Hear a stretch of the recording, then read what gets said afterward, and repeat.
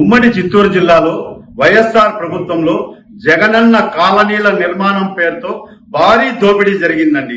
ఇండ్లు కట్టకుండానే బిల్లులు డ్రా చేసినటువంటి ఘనత ఈ ఉమ్మడి చిత్తూరు జిల్లాలోని అప్పటి రాజకీయ నాయకులు, ఎమ్మెల్యేలు, మంత్రులకే దక్కింది. ఈ రోజు దశావతారాలు చూసామండి. కానీ ఈ రోజు ఉమ్మడి చిత్తూరు జిల్లాలో ఉన్నటువంటి ప్రజాప్రతినిధులు ఎవరైతే వైఎస్ఆర్ కాంగ్రెస్ పార్టీ ఎమ్మెల్యేలు, మంత్రులు ఉన్నారో అసలు భూసేకరణ వీళ్లే చేస్తారు.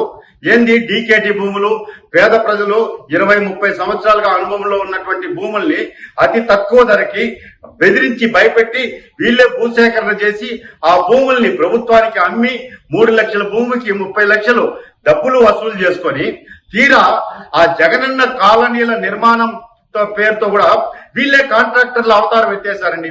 వీళ్లే సిమెంటు, స్టీలు కొనుగోలు చేసినట్లు వీళ్లే కాంట్రాక్టర్ని బినామీ పేర్లతో ముసుగేసుకొని దిగేసి ఎమ్మెల్యేలు, మంత్రులు భారీ దోపిడీకి ఈ రోజు కేర్ ఆఫ్ అడ్రస్ ఉమ్మడి చిత్తూరు జిల్లా తయారైపోయింది.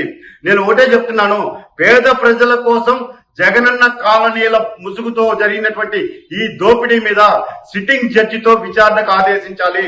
ఈ రోజు ఒక పక్క పేద ప్రజల భూముల్ని కొల్లగొట్టారు, అదేవిధంగా జగనన్న కాలనీల పేరుతో ఈరోజు కాంట్రాక్టర్ల అవతారం ఎత్తి ప్రభుత్వ ధనాన్ని, ప్రజాధనాన్ని దారి దోపిడీ దొంగల్లాగా దోచేశారండి.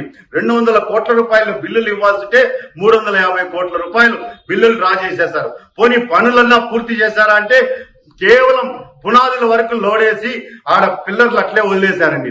ఈరోజు అసంపూర్తిగా ఉన్నాయి జగనన్న కాలనీలన్నీ. అది కూడా చెరువులు, కుంట చెరువులు, కుంట పురంబోకులు, డీకేటీ పట్టాలు ఇవన్నీ కూడా ఎమ్మెల్యేలే కొనుగోలు చేసినట్టు పత్రాలు సృష్టించి అప్పుడున్నటువంటి కలెక్టర్, జాయింట్ కలెక్టర్లతో లోపాయికారి ఒప్పందం కుదుర్చుకొని ఇష్టానుసారంగా ప్రభుత్వ భూముల్ని కొల్లగొట్టేశారు, ప్రజాధనాన్ని దోపిడీ చేశారు. కాబట్టి జగనన్న కాలనీల నిర్మాణాల విషయంలో సిట్టింగ్ జడ్జితో చిత్తూరు జిల్లాలో విచారణకు ఆదేశిస్తే ఎమ్మెల్యేలు, అప్పుడున్నటువంటి ఎమ్మెల్యేలు, మంత్రులు ఏ విధంగా దోచుకున్నారో అవన్నీ కూడా వెలుగులోకి వస్తాయి.